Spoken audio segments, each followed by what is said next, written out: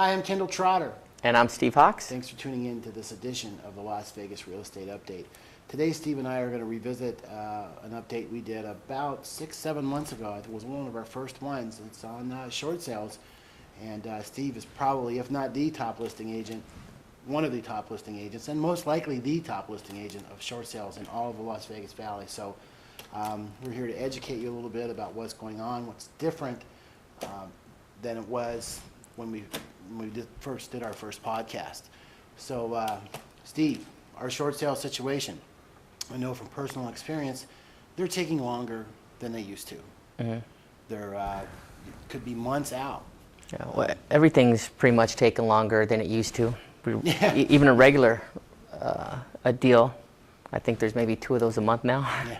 But everything's taken longer because everything's bottleneck. Everything has to get approved. And you know, a year and a half ago, none of this stuff existed. Basically, none of a little bit of it existed, but not to the masses that it is now, including REOs and short sales. Right. So to get the approval from these banks, it's taken longer because they don't have the people to. Each person might have 300 or 400 files to approve.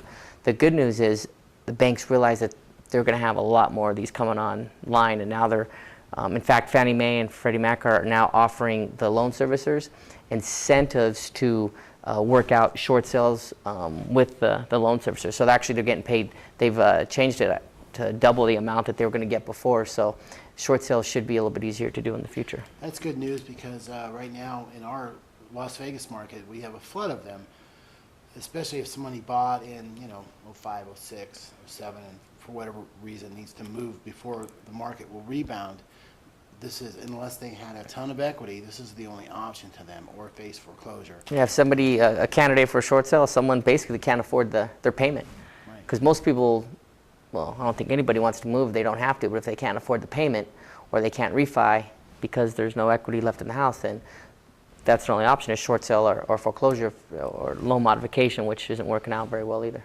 One thing I would say, folks, is it is very important. Short sales are very tricky. They're not easy. They're not everyday ho-hum real estate. There's a lot. It's a different deal. They're becoming more common because of our marketplace, but they're still fairly new, like you mentioned.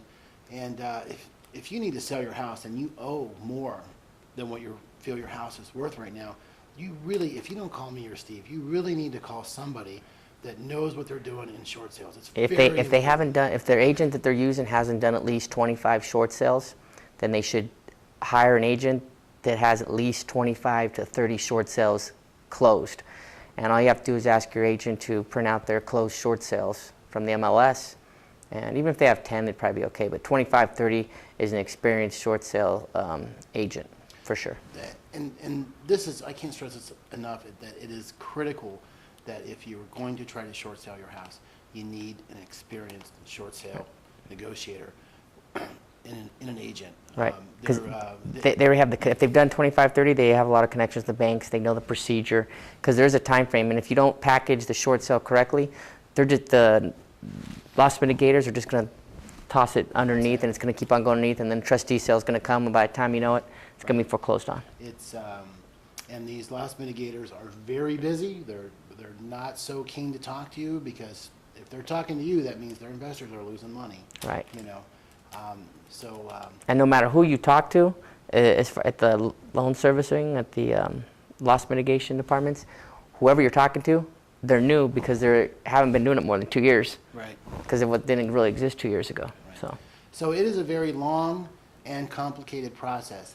However, it can be a happy ending for the buyer and the seller. The seller can avoid foreclosure. The buyer can get a great deal on a house, but patience is definitely required in the short sale process, especially now because these banks are overloaded and inundated with files. And if you're a buyer and you're making an offer on a short sale, I would say you better be willing to leave it in escrow for a minimum of 90 days right now. Right.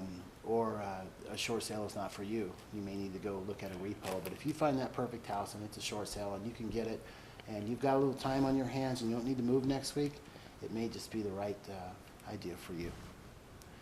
I'm Kendall Trotter. And I'm Steve Hawks. Thanks for tuning in to this edition of the Las Vegas Real Estate Update.